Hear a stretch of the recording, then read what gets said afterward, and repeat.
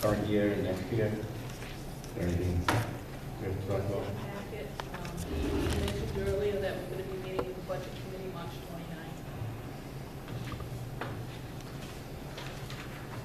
6 o'clock. And is that like a public hearing or just a school combined meeting? Just the budget committee, they review budgets and ask for questions. Oh, it's with the budget committee. Just So, the town committee. council. but the Okay. town council meeting that night as well, it just is the budget, is that right? No. Okay, so that was clear. No. We discussed this before. So that's just the budget committee on March 20th.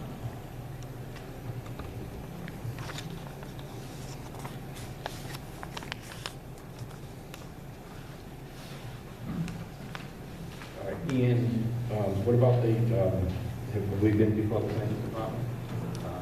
The capital? No, not since the original meeting. I think it was back in January. Okay. They haven't made any recommendations? Or No. Can we reach out to them? Sure. Just maybe with a follow-up letter just saying, this is what we need, this is why we need it. Please consider it. Something like that. All right. Do you want to do the vaping or the safety report first?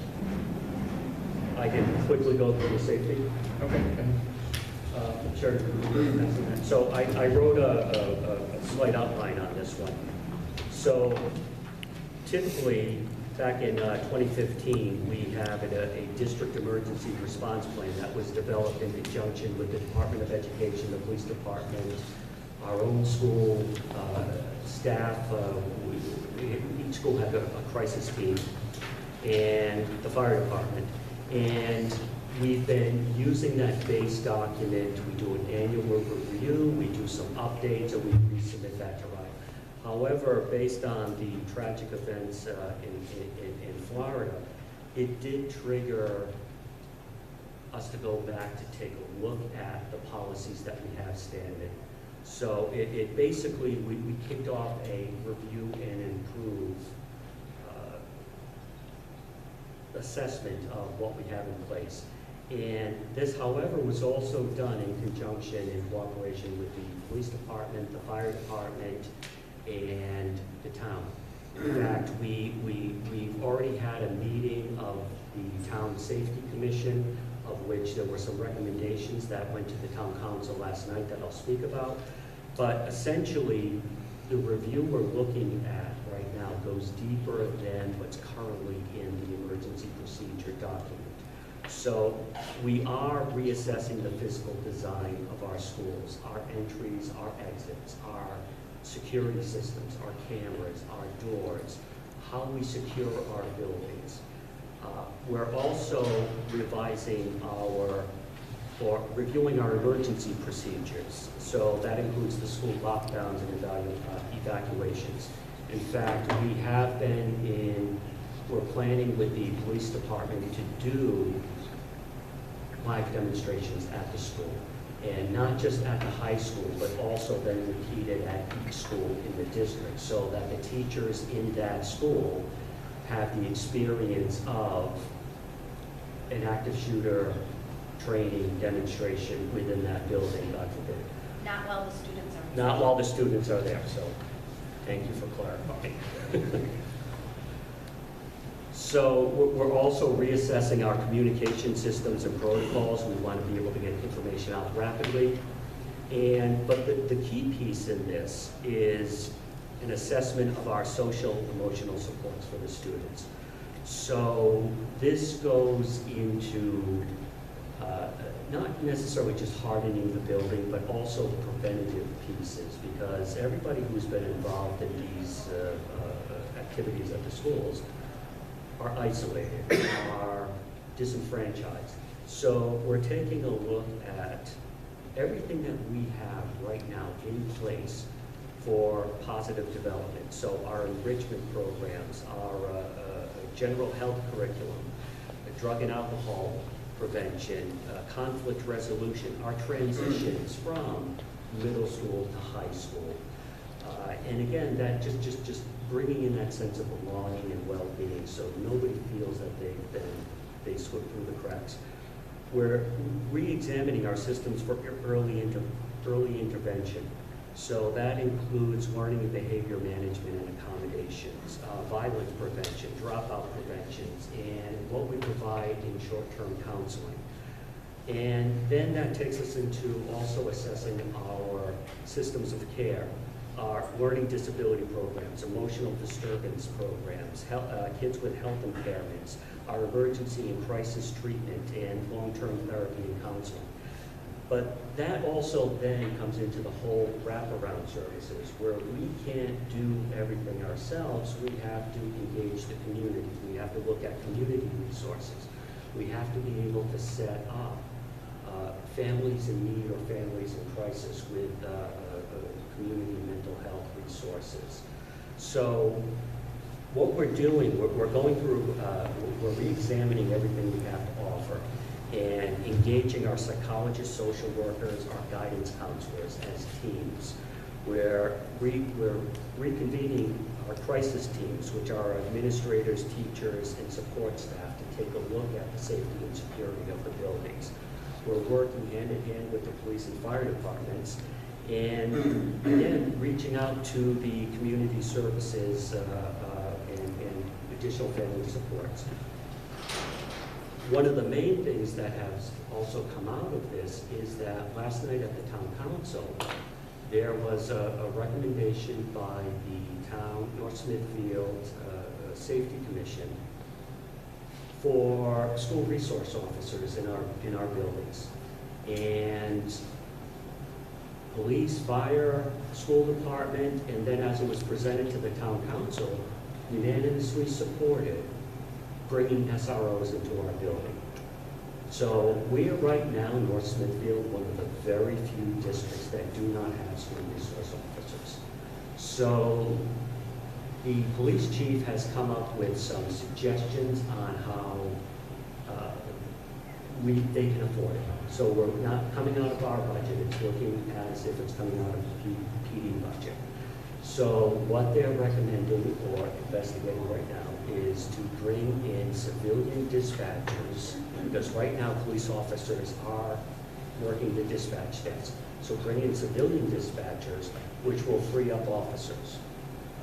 Already 2 officers have been approached and are also volunteering to be our SROs. And they will be sent in April to SRO training. But beyond that, there's the recognition that regardless of whether or not we're able to get physical SROs in our schools, that it is a good training to have. And so they're going to send additional officers for SRO training. So if we do manage it within the budget, and that's what the town council voted last night to, let's make this happen. Let's not, just because they submitted a budget, let's reopen it and see what we can pull out of it so that we can make this happen. I've met the 2 that are in the queue to be our SROs. I couldn't pick a better pair. And again, we're looking at an SRO who's going to be full-time at the high school, and another one that will be between the middle school and the elementary schools. We're looking at 2 folks who will be available on the weekends, who will be able to go to the basketball games, the football games, who will become part of the educational community. They're not going to be police who will report to work in our schools. They will be school employees, part of our community, and working with our students. So we're excited about this opportunity and about the review we're doing, and we're in a good place. Are the SROs going to be armed? Yes. All right. So part of the SRO training is firearm training and also... They are certified police officers. Okay. Okay. All right, thank you. Sure. Yes, you had said that you were re-examining and reassessing the physical design of the schools. Right. And I'm just wondering if there are any specific changes that you can speak about, or how soon before some of these things that you're reassessing and re-examining we will provide a full report and a breakdown, and then, in some areas, some things we can do in-house, other things we're gonna have to budget for. So I'll provide that separately. Okay. And I had mentioned to you at one point earlier, a tip hotline. Yes. That I read about or heard Mhm. about that some school systems are doing. And I'm just wondering if we have anything like that. And that's one of the many components that we're going to be putting in place. And just one more thing. As I was driving here tonight, I actually had a telephone call from a father who has 3 children in the school system, and he's quite concerned about this, and rightly so. He came up with a couple of suggestions, one being bulletproof glass in all the first floor Yeah. windows of all the schools. And the second one is a 2-door system where if the first door registers concern, like walking through in airports, Mhm. then the second door will automatically lock down. And, you know, I said to him that they sounded like wonderful ideas, but the problem, of course, is the cost associated with it. And he wondered if there could be some public and or private funding, because he felt that anyone who has children in the school system would certainly be willing to, contribute to something like this. So I said that I would pass these thoughts along because they definitely food for thought, Mhm. and just wanted you to be aware. Thank you.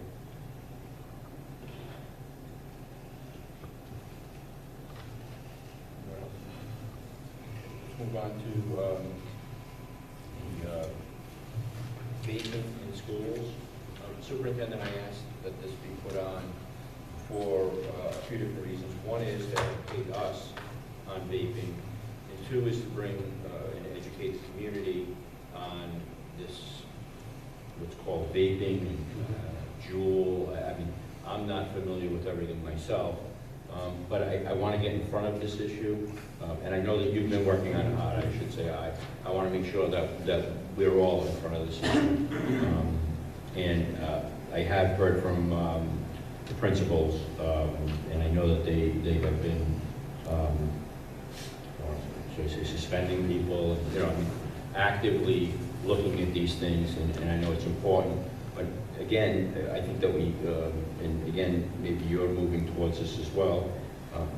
It's my belief that children don't believe that this is as dangerous as it is. Right. And again, I want to be educated, I want the community to be educated, I want our children to be educated as to how dangerous this is and how much of an epidemic it can get to if we're not out in front of it. I've asked James Williamson from the middle school to be here, and Tim McGee from the high school, and they can step up and And thank you, because I know that you're out in front of this issue. If we can hear it again, I don't even know what these things are per se. So James Williamson, assistant principal at the middle school. So share first, just to kind of give you an outlook in regards to currently in Rhode Island, what is the current problem, should we say? And this is based on a survey done by Kids Count in October. And they have estimated, when they did the survey, in the past 30 days, they estimated about 19% of high school students have tried within the past 30 days vaping. And for middle school, it's about 7.5%. Now, that being said, like I said, that was back in October. So currently in our schools, like I said, it's a situation where I would say, being a former health educator, and still currently, putting that at my forefront, it's one of those situations when you look at smoking cigarettes, alcohol, schools take a part in that. It's part of education. Math is, very important, English is very important, but again, the social aspect of things too, and this is part of that, is also very, very important. And we do take that very seriously. They're our kids. And this is they're precious to us. So that being said so as administrators, and as educators, how do we tackle this situation? Now, even if you don't have confirmed, like at the middle school, we don't have many confirmed incidents. We have one confirmed incident, which we took, very seriously. We didn't take light of it, because especially it's very important to do so. And that's a small piece of it. And then another one, and then anything that's been brought to our attention, we should, and we got to do our due diligence to follow up. Minimally is to interview, have a conversation with the kid, reach out to the parents, make the awareness there. That's only handling situations as they come forward. It's more than that, and it needs to be more than that. So the first start is educating. How do we do that? So I can share with you, from the middle school standpoint is, already we've reached out to the 4 health physical education teachers. All right, 'cause they come across every single student. And so basically reviewing in regards to what is going to be our approach, as professionals. And in doing so, shared resource, again, saying that, so I had a chance to meet with them as far as what resources are going to be potentially distributed to kids, what's going to be the communication outreach to parents, because this is not just, it's a community, it's our kids. It's not just, and although we can sit here and say we have one incident, confirmed, we can't be oblivious to the fact that kids are going to be curious, and just so you know also, is also to gauge, like I said, not only just by the data and statistics that I just shared, is also I have reached out and discussed it with other principals in other local communities in regards to, what's their current situation, what approaches have they taken, have you seen success in doing so? And basically what it comes down to is focusing in not just one day. When I share this with you, it's not just putting out one thing tomorrow and saying, okay, I think we just educated everybody, let's move on. It doesn't work that way. It needs to be built in and continuous. And in doing so, and that's where the health education side of it, and again, being a former health educator, is that's the approach we're going to take. So not only handling the incidents that come forward, or the information brought to us and handling it seriously, but also, like I said, the ongoing education side of it. And also the little bit of things too is like I said, increasing obviously, and identifying, at least on school grounds, where's the locations. Typically would be the bathroom, so making sure we have more teachers obviously in the hallway between passing and stuff like that, trying to ramp that up a little bit as well. And like I said, as far as, and like I said, my discussion recently with the health educators is basically, because we want to take a focal point of the educational side is how are we going to get that message out to the parents as well, in regards to what to look for. You know what I'm saying? What do we want our message to be? Because it can't be too much, just like anything. Too much is too much. It's really getting it down to the focal point of, and you're right, kids don't know. Right now, kids are curious. They truly don't fully know. And that's our job to educate them. And that's what we're going to do. So, if you want to fill in, if you have any questions? I'm going to go very, very basic. So vaping is a cigarette, I assume a cigarette type of... It's an electronic device that enables, and the thing is this way, so it's an electronic device that allows for students to, now it can be anything from something that's, it can be a flavored, basically, like substance that doesn't contain any tobacco, or nicotine, should I say, anywhere up to marijuana. Yeah. So there are ways to use these devices. And the very difficult situation now, as far as, that's why the educational piece is very important, is it's odorless. So I mean, again, if I have a student smoking in the bathroom, it's like we would find out in 2 seconds. They know they're getting caught. Where the vaping and the devices can literally, like now they're being looked at as USB drives. You know what I'm saying? iPods. Like now they're imitating things that you wouldn't know, and that becomes another challenge. So again, but that awareness is part of the educational piece. Do you know what to kind of look out for? And so these devices then can be hidden very easily. Do you know what I'm saying? And be done in 2 seconds without leaving much of a trace, which becomes again a challenge, but one that we have to take on. So, And there might be unknown things in there. Like yes. So there's, it could be from I guess, just water to unknown, very damaging. Yeah. Right? Yeah, and then you're going to get the creativeness too, because that's what we know. But once you get people, wanting to mix what they want to mix, and so that's the unfortunate piece there. But that's where the educational side comes, because that presents additional concern and dangers for kids. So, yeah, sorry. So the devices that they use, it's really a 3-part system. There's a battery in it, there's a liquid container in it, and then there's the holder itself, the line. Basically what it is, you put fluid in it. Usually it's a flavoring fluid. Most of the nicotine, it comes in a variety of different flavors, tutti frutti, whatever it is that you want. And when you press the button, it kind of energizes it, they suck it up. Problem is that you can do it right in the classroom and you don't even know that it happens. Where a cigarette, you would smell it right away. You don't know that. They disguise them as USB ports, as iPods, all different. They're made to look like that, so as a teacher, it's hard to detect that they're even using it.